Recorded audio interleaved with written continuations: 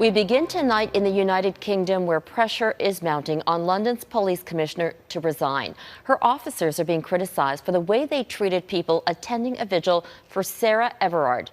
The 33-year-old was kidnapped and killed earlier this month. The man accused of the crime is a Metropolitan police officer. She was just walking home, and those words have become a battle cry for many women who are sharing their own stories. As Ross Lord explains, Everard's death has sparked anger across the UK and here in Canada. At a time of growing questions about policing in the Western world, this is a public relations disaster. Protesters in London outraged not only that a police officer allegedly killed Sarah Everard as she was walking home at night, but also at police aggression against people mourning her death. Police removed women from the vigil honoring Everard, leading some away in handcuffs while being accused of betrayal.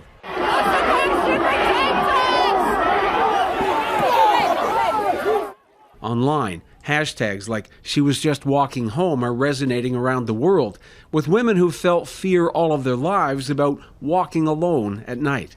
The simple, universal act of walking somewhere, and home especially, to go hopefully to a safe environment, and that you can be murdered simply because you're female, for no other reason.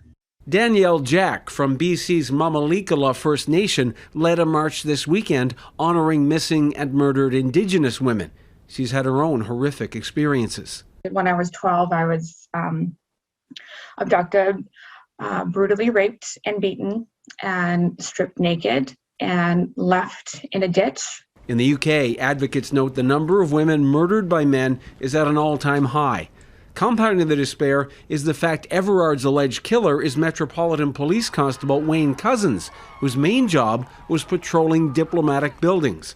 The way police handled the vigil is being criticized, some calling it an unthinkable insult. I think that the police got it wrong at every single turn. Police said they were simply enforcing COVID rules and were placed in this position because of the overriding need to protect people's safety. Quite rightly, as far as I can see, my team felt this is now an unlawful gathering, which poses a considerable risk to people's health, according to the regulations. A really invidious position for my officers to find themselves in. But London's mayor, Sadiq Khan, says police assured him the vigil would be managed sensitively. After meeting with police leaders, Khan said, "I am not satisfied with the explanation they have provided." Khan is calling for a full, independent investigation.